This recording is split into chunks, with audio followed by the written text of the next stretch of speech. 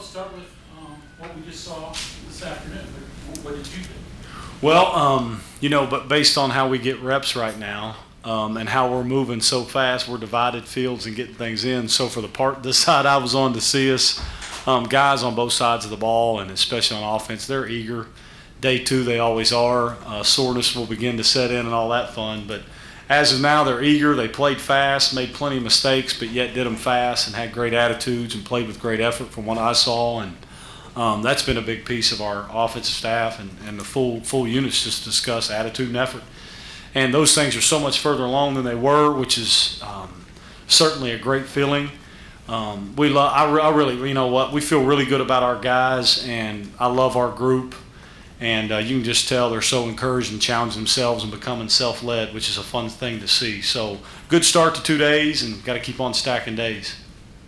Curious, what do you think of Day throwing the ball today? We were split off. I was away from him. Yeah, a little bit unfair, but so I don't want to say anything about today. But yesterday I got to see him, and man, he threw it clean. It's coming out on time for the most part. We connected on some stuff downfield yesterday that was encouraging on some concepts that we really wanted to prove on. So that was a good start, but until I didn't get to see him as much until we watch it. Overall, do you see an advancement from him from where he was in spring and summertime? It looks like he's worked on that a lot. He has. He worked on his game physically and mentally, and then his body. I think you see a different. He's changed his body type some, and he's owned himself, and he's become a leader.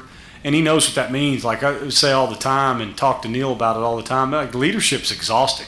It is, because you don't get a day off when you're in those modes. And that's something you learn like young in the coaching career and seeing guys like it's exhausting. So the players at their age, I don't know if they realize that, and he's realizing it in a good way. And because in his position, he has to be a strong leader for us. And I think he is. And there are gifts in the ability to lead even when it doesn't go real well, which is the best part of it all. So I think he's made great strides. We really do as a staff as well. You alluded to tomorrow. The first day is the excitement of the first day. Today's fan day. Tomorrow is kind of the day where the guys will have to kind of pick themselves up. Are you curious to see how they react tomorrow? Yeah, always. Because, like you said, day one's day one, excitement, some anxiety, but more excitement and pace and movement. Today we had a nice little pace of seeing some faces we haven't got to see from our great fans. And now tomorrow is a little bit of a dog day, third day, where we've got a lot of reps, legs get heavy. So it'll be good to see if our guys will come out, which we expect they will, and play fast again for day 3 before we take a breather and then hit our next 3 days. So it'll be good. Lastly, do you learn more about your team in instances like that?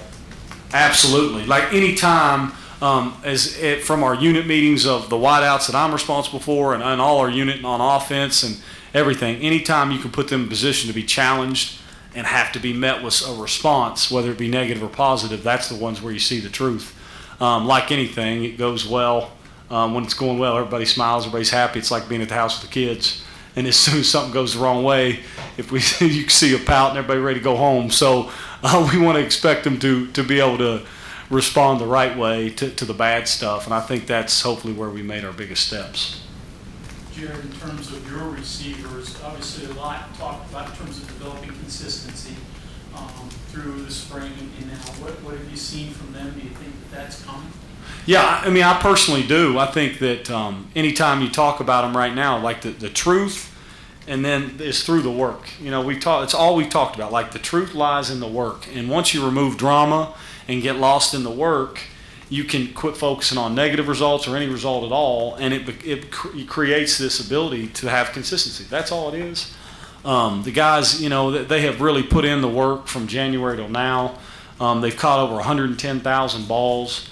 They have put in a great deal of work that they've done and charted on their own in order to get to a position where they have confidence to be able to catch the football consistently, but then also handle the ugly word, called a drop. We call it a bad catch. But, it's just the ability to handle that. It's going to happen. How many happen is just all based on our mentality to be able to respond when it does. Gerad, have you worked with the robot QB yet, experimented with it some, and how will you all use that during practices and during the season? Yeah, a huge commitment by our administration to get it done. We have seen it and work with it. So the deal is, it is unbelievable at allowing our guys to save their legs and work on game-like catches. So everybody thinks that sometimes, I shouldn't say everybody, but a lot of people believe catching the football is an art by just catching the ones that are right here in our clock. And really the most difficult balls to catch are the ones that are over your head. Involve tracking the football properly with one eye and those things. That machine does that better than anything that's out on the market and allows the guys to save 10 yards, save 40 yards of running and work on downfield throws, and it drops them right on the money. So it allows our guys to work on things that they can't mimic without a quarterback. Then you have quarterbacks throwing arms out and throwing too much as well. So its biggest influence is being able to drop it in places where we can track balls over our eyes and get it in a game-like situation. It's been really good for our guys, and honestly, it's got some star value. Like, the guys think it's cool, so therefore it is, right? Hey, Gerad, to follow up on the receivers, obviously a lot of competition in that room, safe to be said on the defensive backside. So when they meet in drills like you had today, just how much more intense does that make drills, and what's the competition level you saw there today? Yeah, you see it. The level of play goes up on both sides of the ball, so therefore everybody either rises up with it or you kind of get left behind. And right now both rooms are in a situation where the competition's high, which does nothing but make everybody better, And anybody threatened by that, just, that's not what we want. Like, good is good. So don't worry about being threatened by being around other people that are good. Everybody's level of play we've got, I heard the saying, high tide raises all boats, and what better true? Like, we just need to get as many good players in every room we got, and it's going to make everybody better. Sam Brown got on the field a little bit last year. Where's he at right now? He's right in the middle of the process of the work. He's learned how to finally get in a mode where to kind of remove some emotions of it and learn how to just bear down and play fast and work. So he's right in the middle of that fight and competing, and it's good to see him get to that place where maybe before, just because he was young, those things are harder to do when you're distracted by all the things a young player sometimes is. Now I think he's really lost in that moment of just getting to work and making plays and playing fast, and the rest will take care of itself. What is an ideal number of reliable receivers for you in your mind? What you need? Yeah, good question. So here, I would say this. I think that to give you a real answer, you would love to be able to have the ability week in, week out to play with your top six, to rotate and play fast like we want to. And then the deeper you are, the better you are, because injuries and things will happen, unfortunately. But ideally, you'd love to play with six guys that you can roll out there and play fast and get through a game, especially in September when it's warm or when you go south. You want to be able to play with six, in my opinion. Where is Prater compared to where he was in the spring? He showed some things in the spring, but now he's got a whole summer under his belt. Yeah, so he's much further along mentally in the knowledge of what we're doing, which allows him to play faster. Now he's at that point where the speed of it all is still a surprise to those guys. And so day one, he really came out and was almost like, hey, just take a deep breath, calm down. And day two was a lot better. My opinion would be that because he has a knowledge now of the offense, he'll continually, as camp goes, if he continues to stay with us and press what he's doing and not let outside stuff get through him and just play, it'll continue to slow down for him. Hey, Gerad, going back to Sam Brown, his high school film and stats are just kind of off the map. He did a little bit of everything. Hard to do that in college, I understand. Is that part of the process, just figuring out that there's going to be limited opportunities because you're surrounded by so many good players, and it's better to be better at one thing than three? I don't know if that makes sense, but he was so diverse. Yeah, narrow it down, right? It is, and he's also got this big, strong body. He can run and jump. He's got measurables and genetics that are off the charts. So hence the reason they did so much with him. So here, he's learned that it's much harder at times to be good at one thing, like you're saying, and not be able to do a ton. So what we've had to do is, and the consistency of practice habits and all those things, because at certain times, and I was guilty of it, you play maybe at a place and you're able to do things and maybe not have to practice all the time at this highest level to earn a spot. Whereas here, with competition and everything of a good room and an improving room, if you don't bring that every day, it's hard to get involved. So his consistency of that's what's going to allow him to use all his tools, because he's gifted beyond measure. And then, not to play him against Prather, but Prather has what Brown didn't really have last year with the offseason, the summer and all that. Do you see a difference for Prather?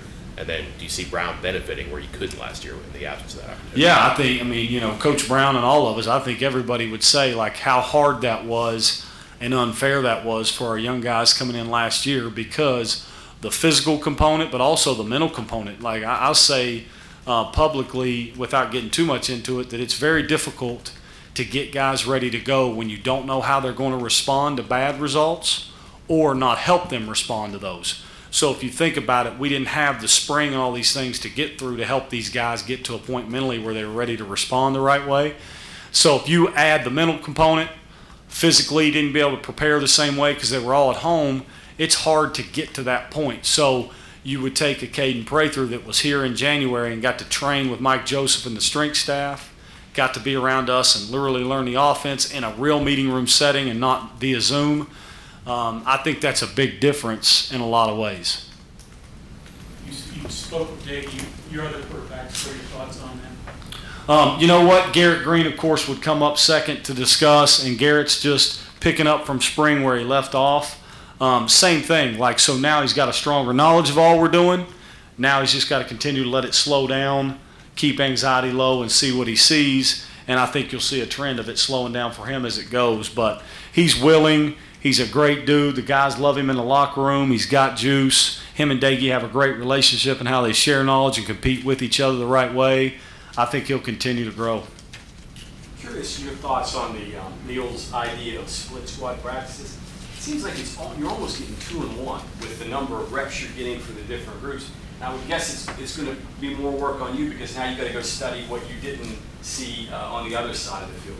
Just your thoughts on it. Yeah, so it's a challenge because it is a 2-for-1. So the players we're flat getting after it, and it's a split practice, but they're essentially practicing two practices together. Split up clearly. For us as coaches, it's our biggest challenge because we may not have done what we were supposed to on vacation, so we're a little out of shape. We got some guys we're going to have to get some insoles and things like that, but we got some crampers right now on our staff. But we're okay, but it's a challenge, and it's the right challenge. It's harder on us than it is on them, but they're running. So the lines are lighter. Reps we kind of control, and I think it's brilliant by Coach to put us in a position, especially early, to let the young guys learn fast and kind of get fed with a fire hose. And then we know more about our team quicker, so we can settle in and get ready for season. And then you got extra work now post practice because you got to go watch what you didn't watch before, right? Oh yeah, this is a sprint out here. We'll let Jordan go here, and I'll sprint out and get showered. And we got to go. So it's fast. There's a bunch of good film to watch, but it's hard. And then you got to cut it all up and watch it properly because Caden Prather can watch Bryce Wheaton do something at the same position, the same play, and be like, "Hey, did you see what he just did?" That's more what we're thinking, or vice versa. And on each side of the field, you're running the identical plays? Same scripts. Okay. Yep. Hey, Gerad, a big onus put on tight end in terms of recruiting, and with Mike out, a lot of reps to be had out there. What have you thought about the youngsters at that position? Yeah, they're learning. I mean, it's too new to say so, but valuable reps for them to learn fast, to see where we are. Of course, the guys that have been here a little bit that you evaluate, it's good to see Banks doing what he's doing and owning some reps and really growing. And Charles Finley the same way, just starting to grow up and show up. So it'll be good for the younger ones too, with Vic and Traylon, those guys to show up and get reps that they need to grow. Jared, in terms of trying to fold tight ends and running backs into the passing game a little bit more, how does that schematically for you work in? You're used to maybe working with 4 wide outs, and now it's 3 or 2. And working their routes in. What's that workload? What's that job like for you? Well, it's perfect because we build it. We really do. I mean, we do it as a staff. You know what? Chad Scott's got a really good feel for what we do with them. We just add value, and we try to keep our teaching universal. So the beautiful thing is certain routes that we may run may relate to a slot or whoever it is on our wideout deal. So it's the same teaching. It makes us better. It also allows us to find ways for a guy like Letty Brown to get more touches, different ways, to get him in space, different ways, to keep direct hits off of him, which helps his health over a 12-game year. Those are things we value, and it's the right thing to do for him and for us as a football team. And it makes it more versatile, which clearly helps recruiting as well.